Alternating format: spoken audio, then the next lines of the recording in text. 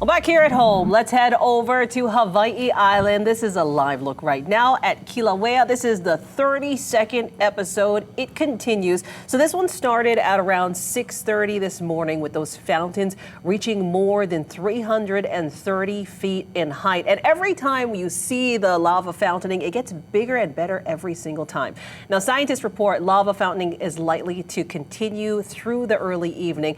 But when it comes to fog, is that something that we should worry about, Pete? Well, certainly for the Big Island, we'll likely see that depending on how long the eruption lasts. Obviously, those fumes go up in the atmosphere, and then the sun does its work and develops into fog. So really depending on the length of eruption. But Big Island likely will have lower air quality over the next few days. We do have some light trades building in, so in theory, that should keep the fog south of the neighboring islands, but the winds are pretty light. So something that we'll be keeping an eye on, I think, over the next 24 to 48 hours. As we look outside, you can see no signs of fog here across Oahu. We have finally seen some sunshine as those clouds have cleared out. 83 degrees. We have our trades at 11. Still light, but they're with us as we take a look at the radar. Pretty quiet here across Oahu into Kauai. Also looking dry. Molokai, Maui, Lanai, not much. And then down towards the Big Island, the radar at least staying relatively quiet. Take you out to the Hurricane Tracking Center. And of course, Kiko is our storm that's going to be kind of the headline for the next 8 to 9 days. Right now, it's about 1,700 miles east-southeast of the Big Island.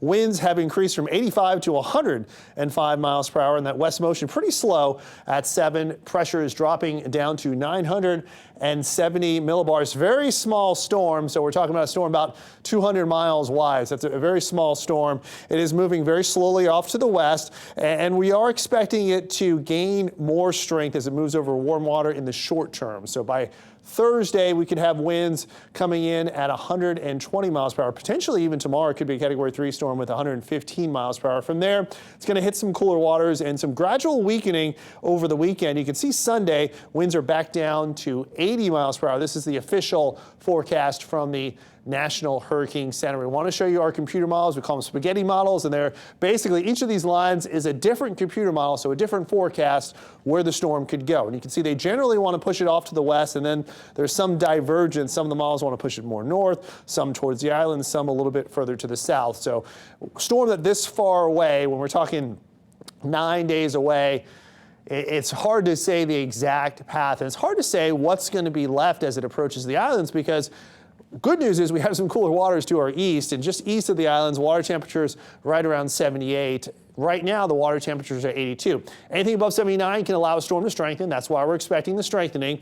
As it hits this cooler waters, we'll see some gradual weakening. It's just a question mark of how much weakening will we see before it does near the island. So good news is we're not expecting a major hurricane to impact the islands, but could it be a tropical storm? Yes. Could it be a tropical depression? Could it be a Category 1 storm? That's not the question, not as likely, but a possibility. Could it fall apart or even miss the islands? That's a possibility as well. Let's take you through it. And we've got our low pressure center off to the north. That's been bringing those lighter winds. High pressure is guiding the storm right now. That low moves off to the east, breaks down this high. That's why our storm starts to lift a little bit more north and west. As a new high pressure guides in, that high pressure will likely guide it either west or northwest. We'll fast forward to Tuesday of next week. This particular computer model weakens the storm quite a bit. So down from a hurricane to tropical storm to eventually a tropical depression. At least this is what this computer model shows. And then eventually, as it gets near the state, it falls apart almost completely. And just that moisture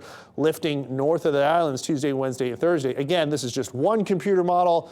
Want to show you, though, that a lot can change between now and, well, next Tuesday, Wednesday into Thursday. So we'll be giving you the latest info as we get it to you, and the latest computer models as they come on out. 5 to 7 for north. We still have that northwest swell, so surf is still going to be big on the North Shore tomorrow. Not as big as today, but a little bit of an out-of-season swell there. Into the next few days, we'll keep those winds light tomorrow, much like it was today, and then we'll see light trades building in Tuesday, Wednesday of next week. That's when we have to watch Kiko, and we'll be watching that potential track near the islands.